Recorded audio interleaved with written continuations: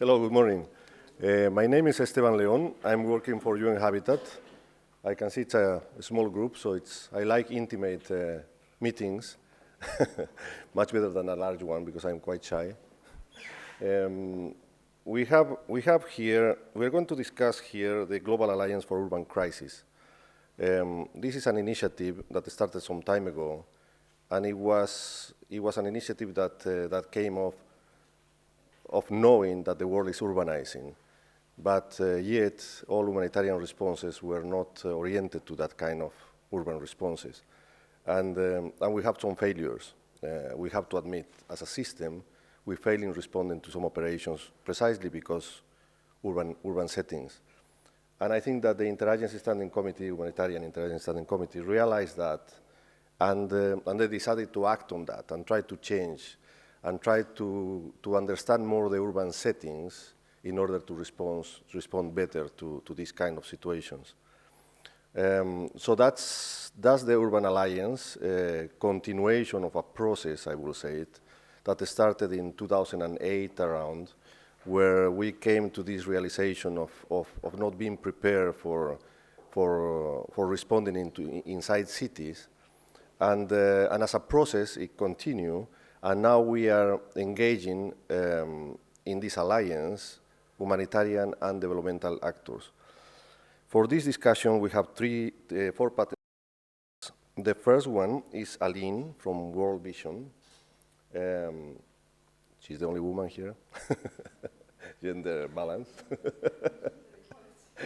Gender equality. She was just saying to me that they have 45,000 staff in World Vision. Quite impressive. Welcome. The second is Stephen from IRC.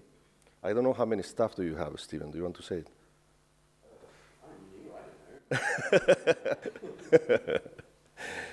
So you must be tiny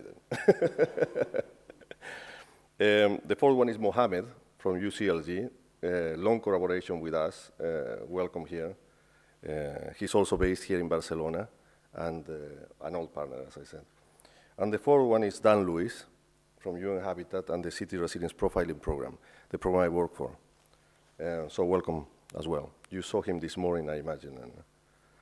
So let's go one by one. We are going to switch some places, so it's not a boring meeting. We start with Dan.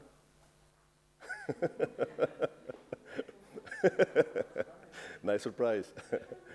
Please. Remember that. You can hear me very well. It's for, no, because they are recording, no? Oh, I see. Okay.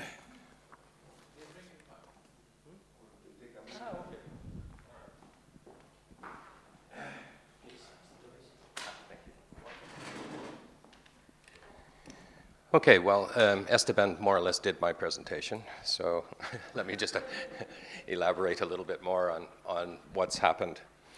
Yeah, historically, this alliance has emerged over the last 6 or 7 years of dialogue with primarily humanitarian organizations through the Interagency Standing Committee, a working group that we had that turned into a reference group on humanitarian challenges in urban areas, and the will of an increasing number of organizations to begin to change the manner within which they had worked for many, many years in delivering humanitarian aid, and that was primarily using rural tools or rural models for delivery. And understanding that their capacities were limited in terms of understanding how cities work and who the counterparts were and where the decisions were being made and these types of things. And I'm happy that in June last year, in preparation for the World Humanitarian Summit, there was a group of people, IRC being one, UCLG being another, UN Habitat a third, and within the World Humanitarian Secretariat, an interest in developing what they were calling at the time an urban track. The meeting in June last year was the very first meeting of about 30 different organizations, 50 people from 30 different organizations, to have a discussion around how an urban track might look in terms of the outcomes of the World Humanitarian Summit, which will be taking place this year in May.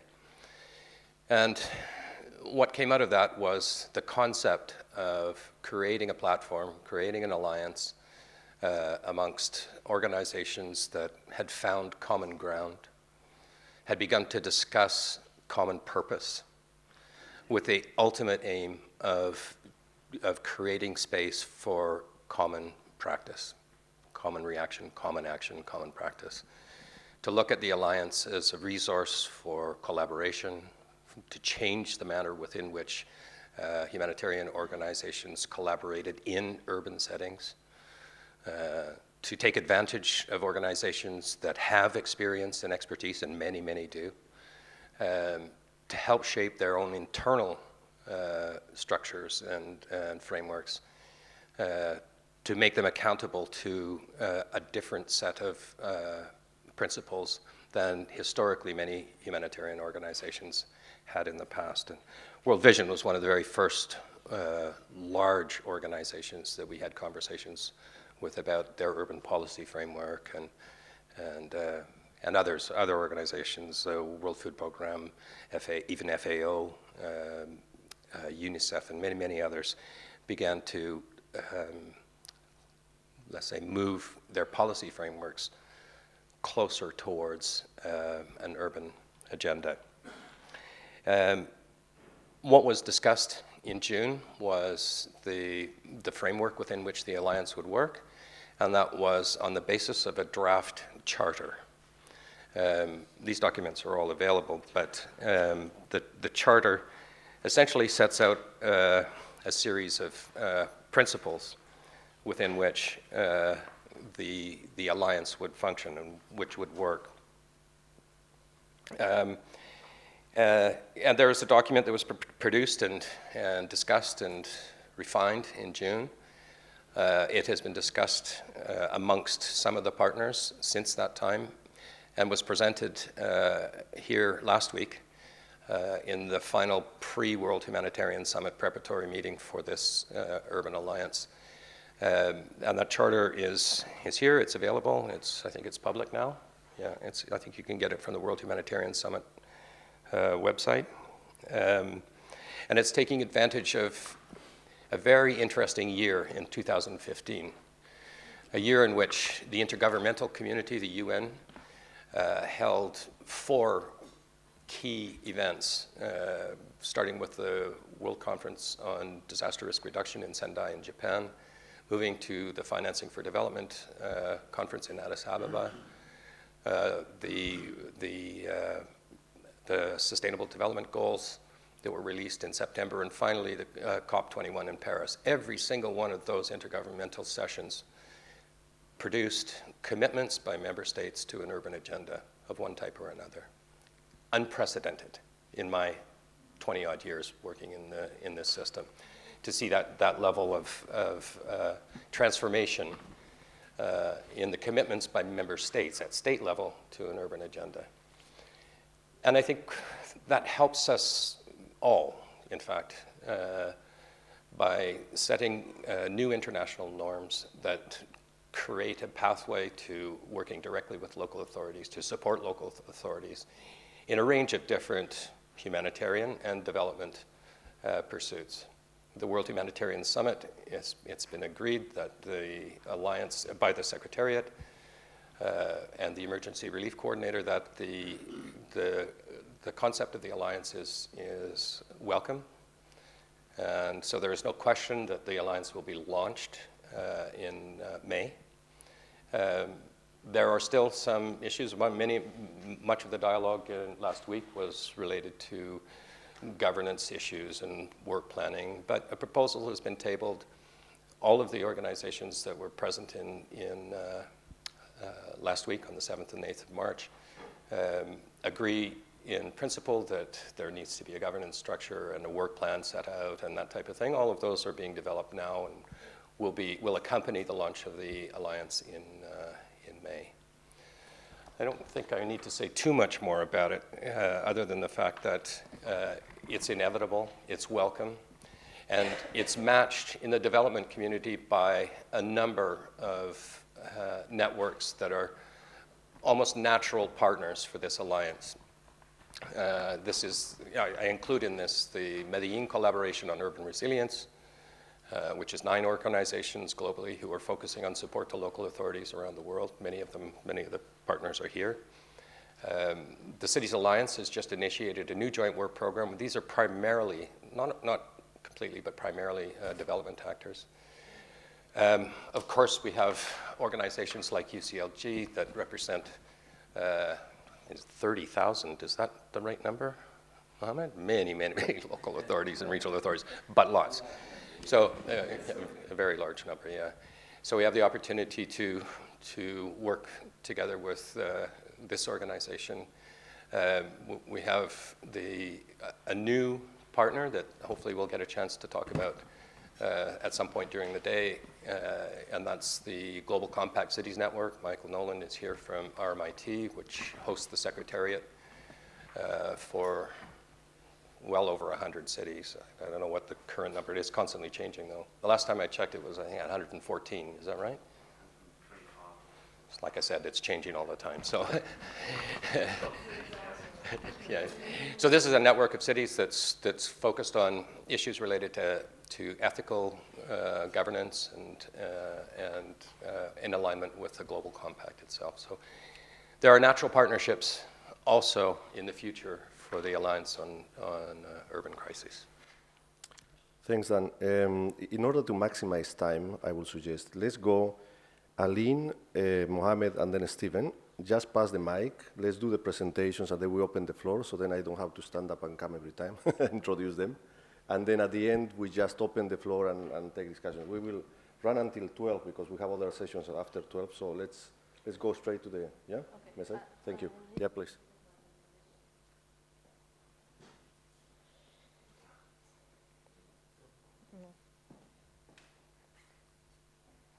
Okay.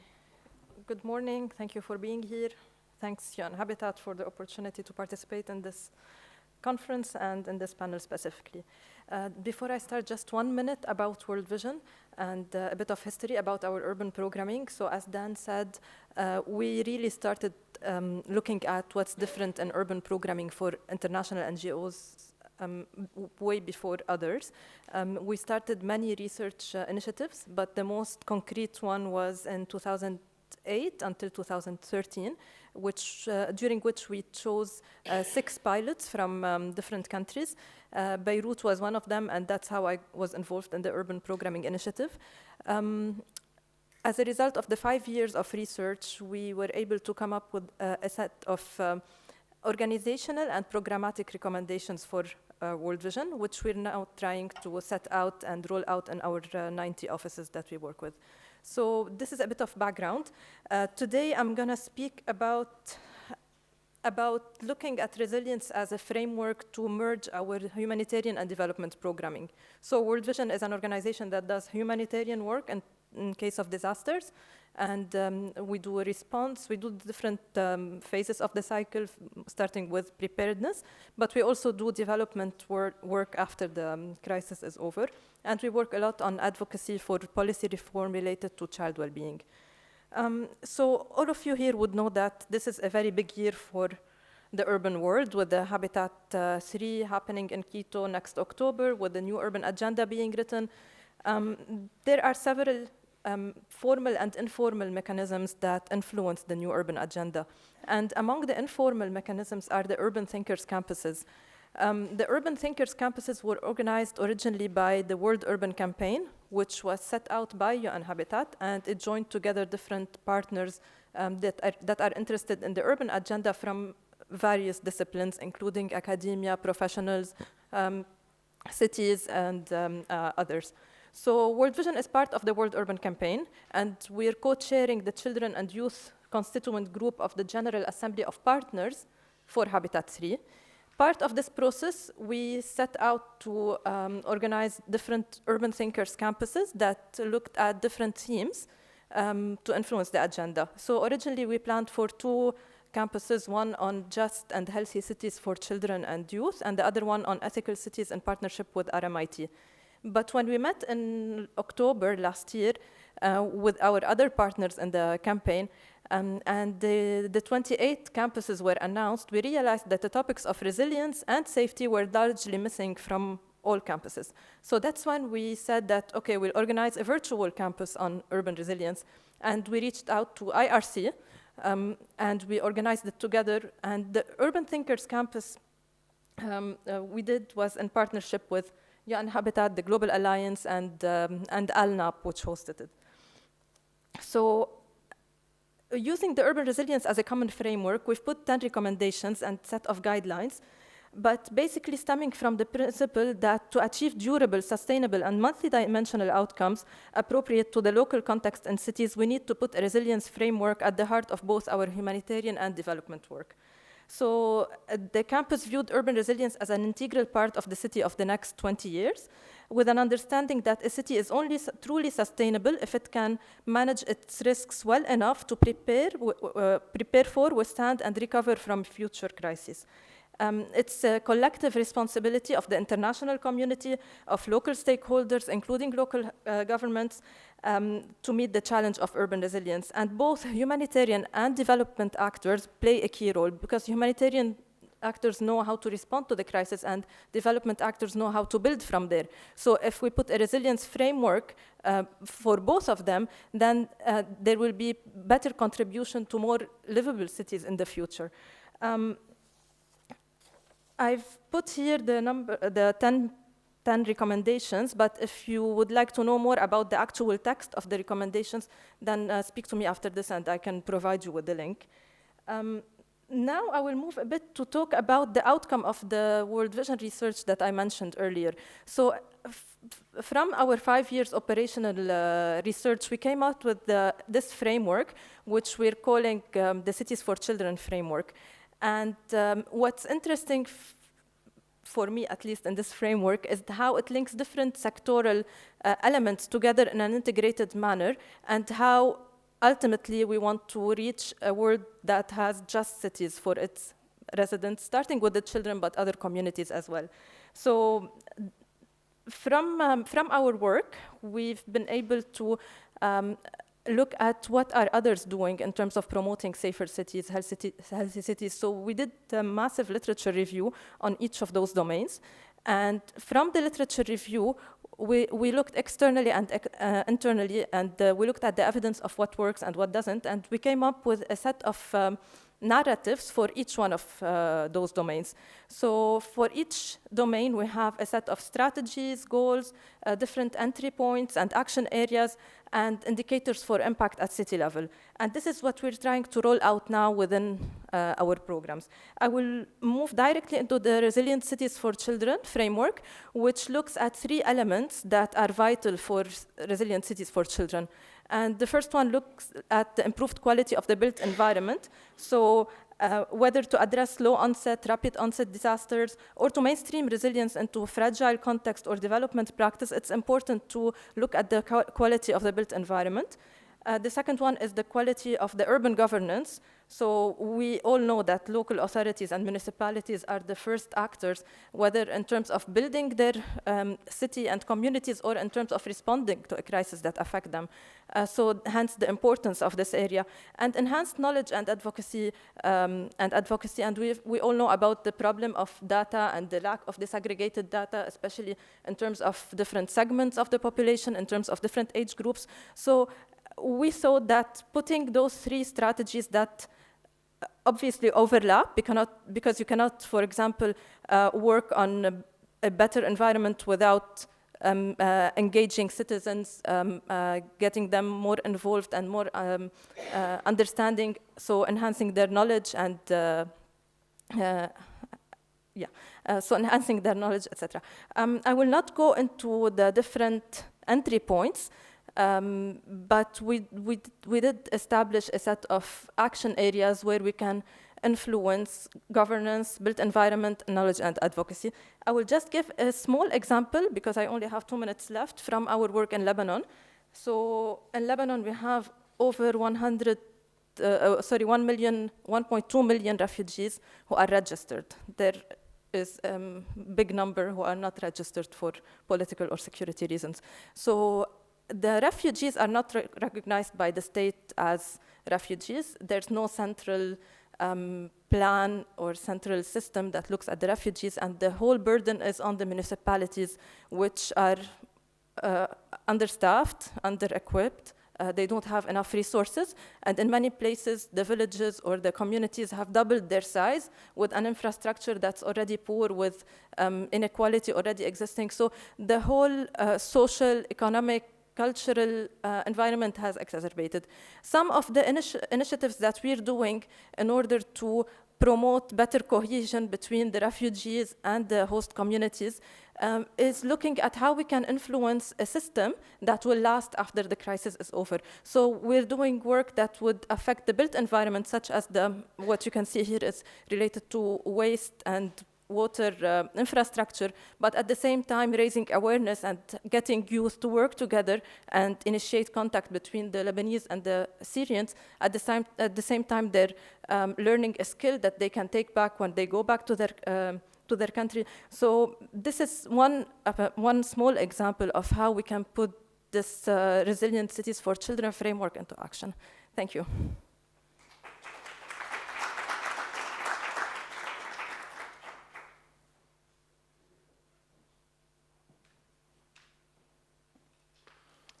Thank you, Esteban. I will not make my presentation because it was on. If I have time, I will put it very quickly. But it's on a project that we are launching at UCLG at the level of the Euro-Mediterranean region on migration issues. From the perspective of local authorities, this concept of humanitarian, we are a little bit reserved on the concept. But on the concept of solidarity, this is something in the history of local authorities. If we can remember that the peace after the Second World War in Europe was built between cities, and mainly between cities in France and Germany.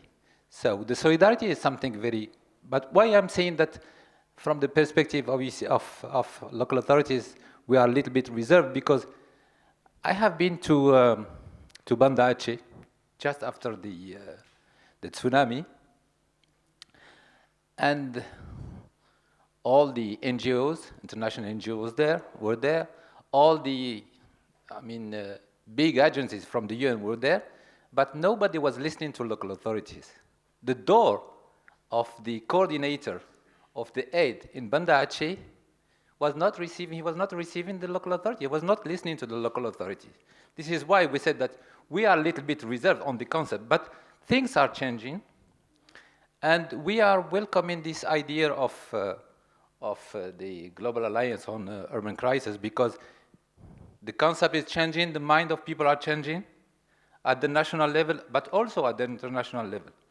And this is why we are supporting this initiative, and because they're trying to bring local authorities at the center of the game.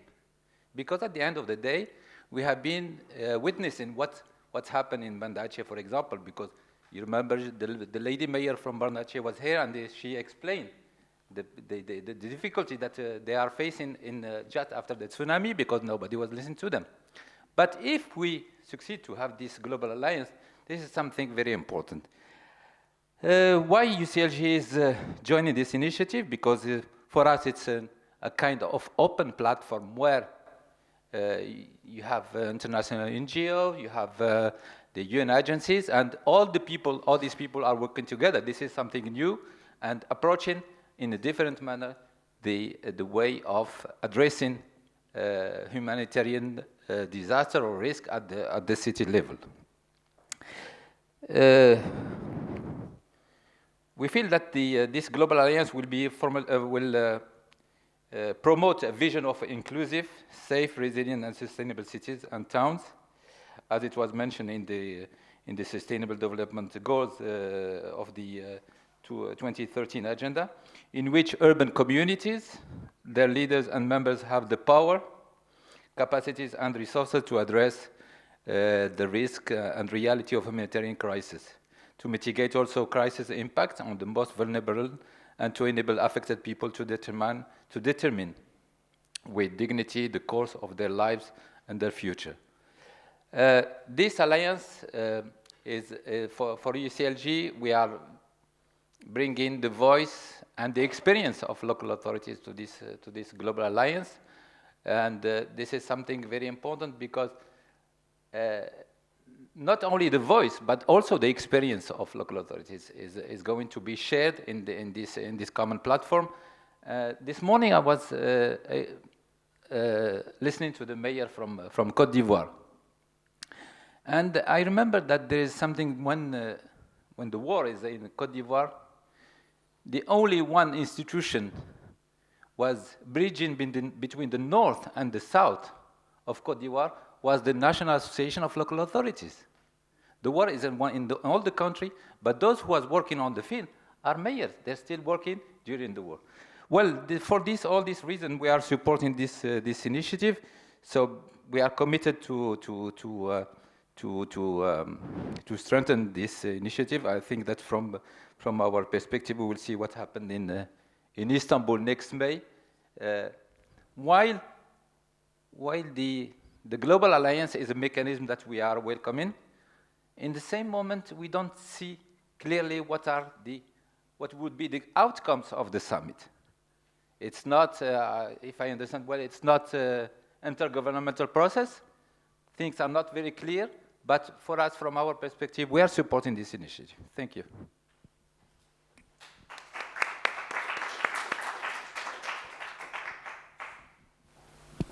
I'm actually going to stand, not because I have a presentation, but I just want to be center of attention.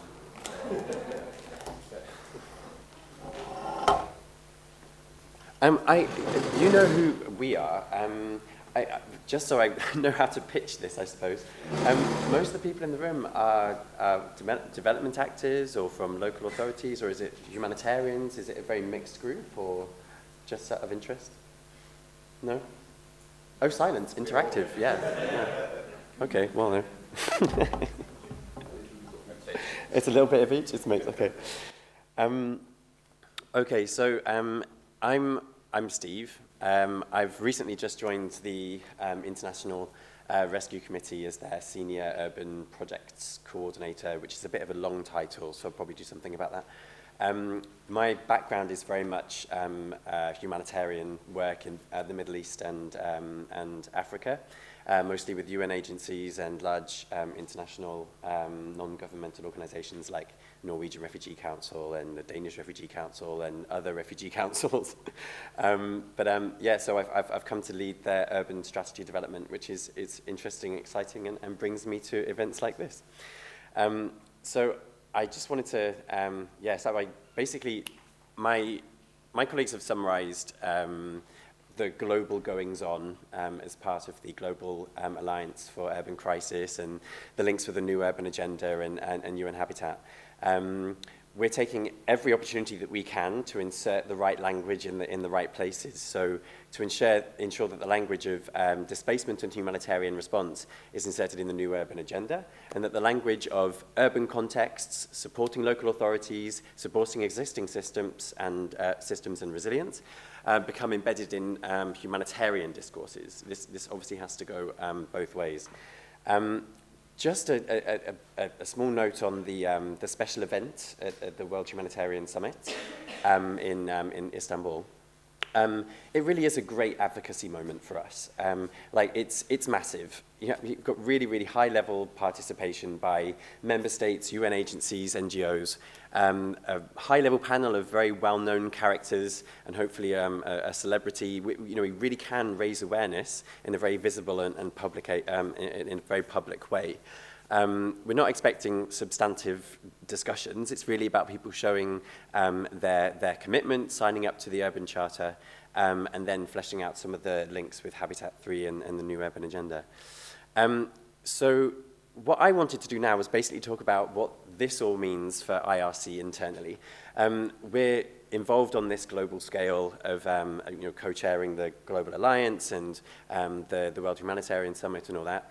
But what are we doing internally to integrate the principles promulgated by the Charter? How are we organizing ourselves? What does our own self-reflection look like? And yeah, well, basically what's going to happen. So to be very sort of clear and simple about it, we have 3 streams of work on urban that are ongoing. We have a learning stream. We have a stream that focuses on IRC strategy and our internal approach to urban, and then we have the advocacy stream. Obviously, we've discussed most of the advocacy work that we're doing, through the Alliance and everything else, so I'm going to stay away from that part and focus much more on the learning and the strategy development streams.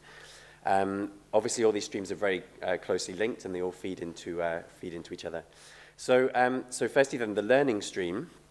We're focusing on best practices, lessons learned, examining existing tools and approaches that might be relevant and adapted to urban contexts. We're doing desk reviews. We're doing a bunch of field research on this as well. It isn't just internal reflection. It isn't just about what IRC is doing or could do. It's really about who else is doing what as well, which is why very strategically we've gone into a sort of a partnership of sorts with the Norwegian Refugee Council and World Vision as well. Basically, the NRC and IRC we're both purely humanitarian emergency-focused organizations, but World Vision has a much more broad and long-term development focus, so they bring that to the table, which is definitely something extremely valuable for us. NRC, the Norwegian Refugee Council, they're known for their legal work around housing, land and property rights, and camp management as well, so refugee or IDP camp management. And IRC, we come from a very strong protection background. So I think this is highly complementary in terms of what we can bring to the table in terms of urban learning. We all have lessons and tools from different responses and operations, and many of those are applicable in urban environments, but I'm trying to say that it's not about starting from scratch. It's not about doing something completely new right from the beginning. It's really, it's about building what's already there and how to contextualize these tools and best practices to make them as useful as possible in urban contexts. So like, a really simple example would be registration tools. So obviously, you have a refugee camp or an IDP camp or whatever, one organization or several maybe are tasked with the registration of these households. Registration is an essential process because you need to know that people are there. You need to know what their family comprises of, what particular needs that they have. And that information is also needed in an urban environment.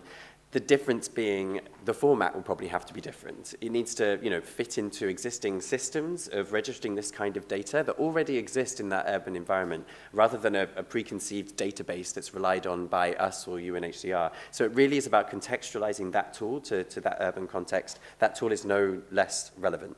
But then ultimately, it's also about building the capacity of the local authority to actually do it, to be able to use that tool happily and to be able to update it and to be able to use it in the future. So, it contributes to their own internal capacity. On that, and about this sort of tool development and contextualization, NRC, who I used to work for, in fact, they, as part of the Global Camp Coordination and Camp Management Cluster, based out of Geneva, they have an initiative called Urban Displacement Outside Camps. And this initiative is specifically about how to look at camp methods and how adaptable they are to an urban environment. Again, exactly what I'm saying, how they can be changed, how they can be contextualized. There's a real sort of dichotomy, like a binary that's sort of, I guess, the way it's spoken about, camp and non-camp or urban context. That binary absolutely doesn't exist. People live in refugee camps and they go out to cities to work, and then they go back to the camps again. There's always this fluidity and this fluid movement between camps and urban environments. So the tools that are relevant there, they can be useful in urban environments too. And the principles are the same. It's about community-based approaches. It's about community-based protection networks. It's about how we go about, ensuring people's participation in decision-making and all that kind of stuff. You do that in a camp. You do it in a city, but it just looks different in a city, and your stakeholders are different. And the people that will lead that process will be the local authorities. It won't be the UNHCR or the NGOs. As part of this, I was in charge of establishing programs in Baghdad and Gaza. In Baghdad, you have many NGOs providing direct services to IDPs, and many of the municipalities are saying, hey, these people are in my municipality and I don't know what they're doing. They're giving out blankets and they're doing this and I've got no idea what's going on. But what IDPs desperately wanted actually was they wanted to be connected to the electricity services. They wanted to be able to have their garbage collected. Like they wanted to be able to access municipal services. So a process had to happen whereby a forum could be established for IDP representatives to, face up to municipal representatives and agree on exactly how that was going to happen and how they could also work on social cohesion at the same time and get rid of tensions over competition for those kind of resources in the neighborhoods. I don't have long, so I'm going to try and hurry up.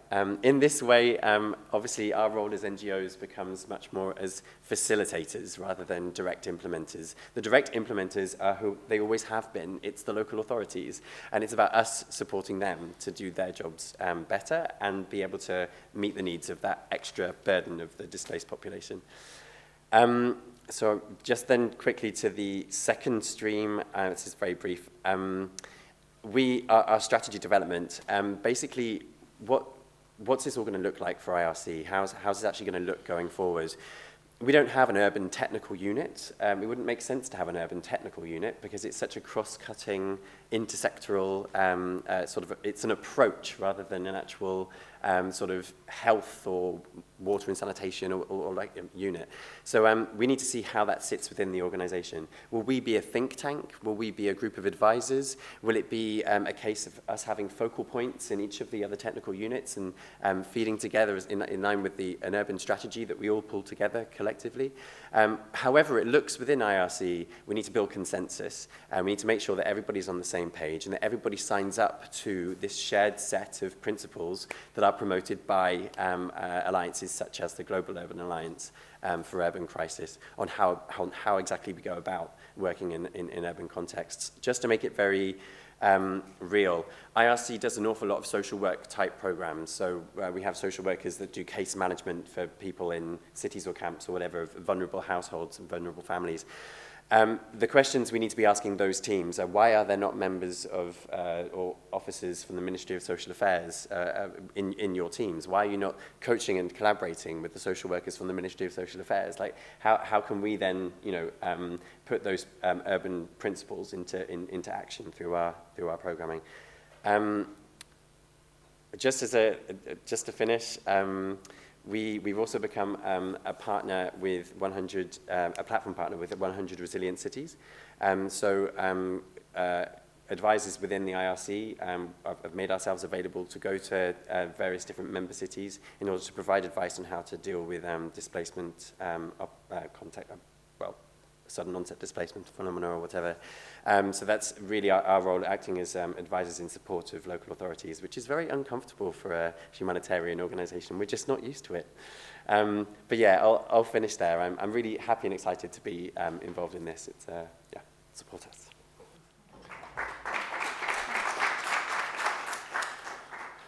Thank you very much.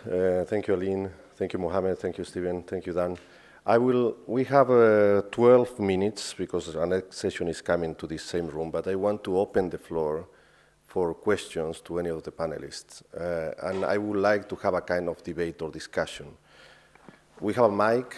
Who wants to ask a question? Very shy audience. We are pushing someone. Journalist job to ask questions. My name is Megan Rowling and do a lot of coverage of humanitarian issues and climate change. And, it seems like a really good and necessary alliance to have. But there's a lot of talk about frameworks and principles and jargon and stuff like that. I can't write about that. So I need you to tell me what, on the ground, what difference is this going to make to crises in cities and how they're going to be resolved? What are the main practical differences that you want to achieve with this? Who wants to take that one? Don't kill yourselves. Dan?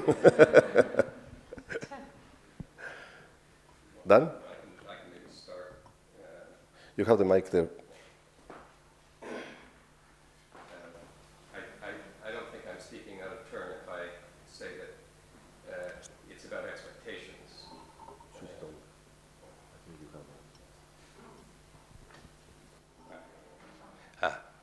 How's that? Yeah.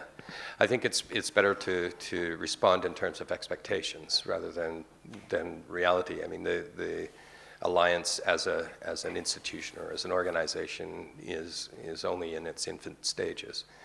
But as I said in the beginning, what is clear is that there is goodwill amongst the partners. There is common ground. There's no question about that. There's no question about common purpose between the people who have become a part of this alliance.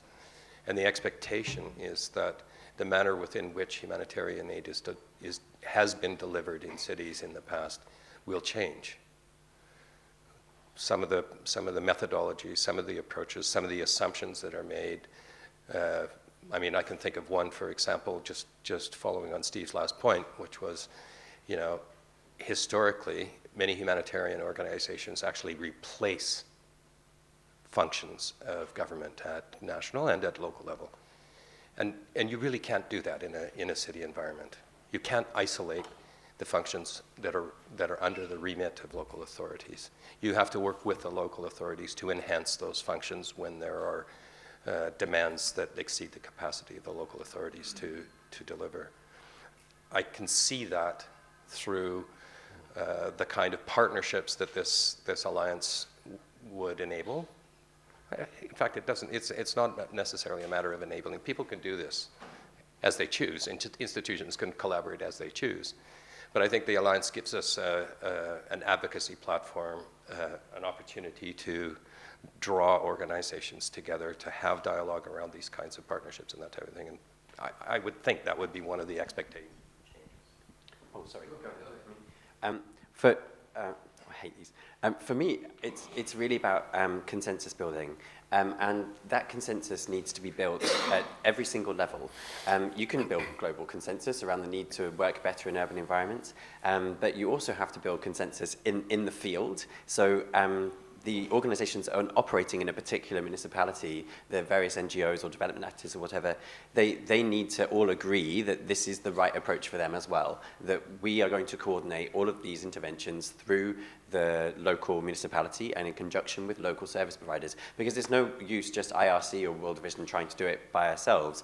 And yes, we can work as hard as we can to support the local authorities, but as long as others are not all on board in that area, then it's not really going to work. And then also at the national level, because obviously there's a national link to existing systems. We have a cluster system. I don't know how many of you are familiar with it, but it's the way we coordinate humanitarian operations at a national and subnational level in an emergency situation.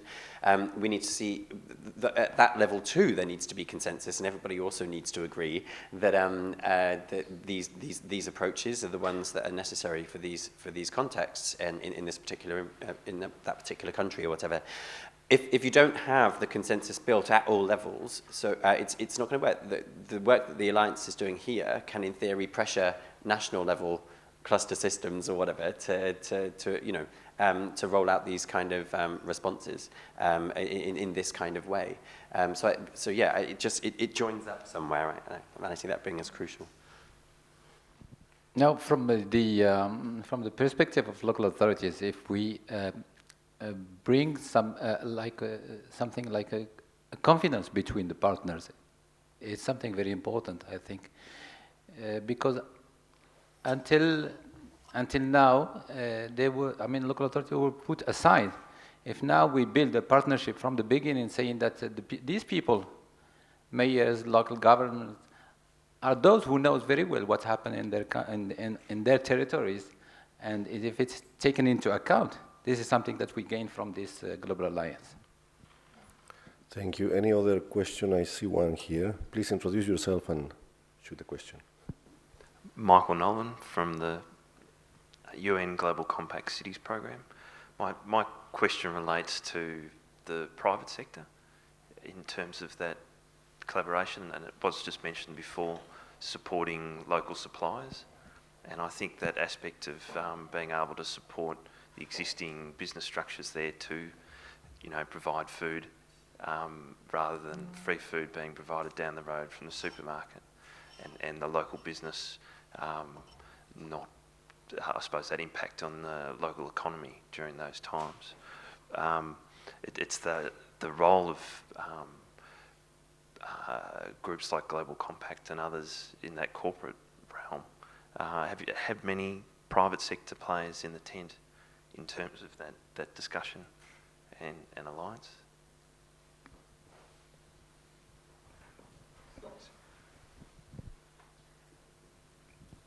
In the interest of time, I had to miss out a truly fascinating paragraph in my talk about that. So, and I'm sorry that I did.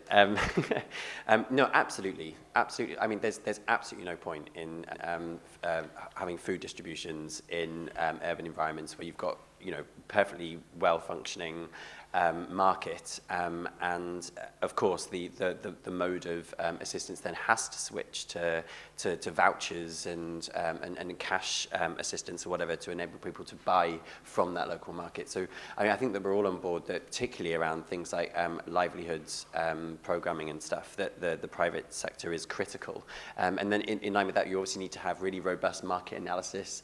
But yeah, I don't know. I absolutely agree, and I think that forging relationships with organisations such as yours is critical to this. And I'm sorry that we didn't talk about the private sector.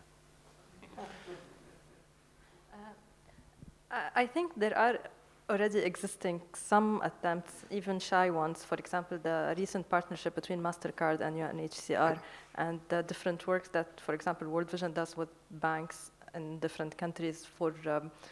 When it does cash programming for food or for different outcomes. So I think the Global Alliance supporting such good practices and making them as the mandate of organizations that are part of the Alliance would start changing the system as it is now and hopefully being more effective in the future. Thank you. I think we have one question from the nice lady who gave me the program before the meeting. Thank you. My name is Magda Stepanyan from Risk Society Organization, Netherlands. First of all, I would like to thank our speakers for sharing very interesting and useful insights. I would also like to raise the importance of integrated risk management. As you probably very well know, within European member states and within OECD member states, there is a process what is called national risk assessment. The idea is to identify risks at the national level and to put them in perspective, and also to be able to prioritize and to build development strategies on those, on the understanding of those risks. A similar process has been started with UNISDR that has set up a team of experts, and I'm also part of that team. And we are right now working on developing national risk assessment guideline for developing countries. Another example of the importance of understanding of the importance of risk management for development strategies is the just recently World Bank has set up a community of practice for risk assessment for development practitioners. And as a special advisor for World Bank on that subject, I would like to use this opportunity to raise the issue of the importance of risk management once again, and risk management and risk identification and risk assessment at the level of cities. And my question to you would be, what are the current processes in terms of understanding risks at the city level, urban risks, prioritizing them and building development strategies on understanding those risks? Thank you. We have 4 more minutes, so let's go straight to the answer and then we start wrapping up the meeting. Dan? Yeah. Yep. Just a very quick response to that. I think most of my colleagues here and those who are members in the Alliance would probably react most quickly with the fact that by virtue of the fact that they are in the cities, that risk is very, very much evident. The impact of realized risk is the reason these humanitarian organizations are in those cities. So this is it's a long ways around to answer your question that during periods of crisis, the risk is realized in cities, and so many of the organizations that are part of this agree that through the alliance, through the partnerships, through the collaboration, that risk management is a critical factor in the application of the humanitarian aid in cities, and that the connection to longer-term development organizations that will continue that work after the periods of crisis, after the humanitarian community have moved on, is a founding principle, I would say, of the alliance. But it's just, the point is that in crisis situations, risk is realized. That's why it's a crisis. And so people are very cognizant of that. And I would say that it's probably a common understanding amongst all humanitarian organizations that these are areas that have to be addressed through their intervention and through their collaboration with other organizations. Would anybody disagree? No, we have been very active in the Sunday framework, and and we are very happy because there is a very interesting mention to local authorities in the Sunday framework, and we have taken the lead to help local government to implement Sunday framework at the local level. We are trying with our regional section in Africa and Asia Pacific to help local authorities implementing this framework, but bringing to the local level some understanding of the Sunday framework. For example, we will try to introduce the notion of disaster risk in planning, for example, or in the governance of the city, or maybe to help some cities to secure a part of the budget for disaster risk reduction in their territories. And this is something that we are going to put in practice in the few coming months. Thank you, Mohammed. You want to say something? Yes, I don't know if we have just 2 minutes. I want to present very quickly. We don't. We don't. Okay, so no problem. Yesterday we were discussing with my Secretary General what could be the chapeau of all these things. The chapeau is the resilience. Resilience is the main word that we have to understand. And under the resilience, we should put the humanitarian concept, disaster risk reduction, climate change, the right to the city. All these concepts goes under the chapeau, which is resilience. Thank you, Mohammed. Yeah, it was a pleasure. Really, really rich panel. I empathize with all of you. UN Habitat is behind this urban alliance because we truly believe that we can starting development as soon as possible in a crisis situation. No doubts that we have to be risk informed for any response. That's the commitment from all of us, I think. And the second thing is we have to start working together. We have to stop discussing about this bridge between, this gap between relief and development, and we have to start really working in collaboration. I think that that's key. I think that the Lebanon experience is fantastic. I had the pleasure to be there. I had the pleasure to be in Tripoli, one of the cities most affected by refugees, and it's impressive. And I was walking the streets and thinking, how can we start working here? Because it's overwhelming. 1.2 million, I think, register. I mean, it's impressive, and honestly, we don't know how to, as a system. I have the pleasure of being the chair of the reference group for meeting humanitarian challenges in urban areas, and I must say the discussions we are having there are very normative in comparison with these practical kind of responses.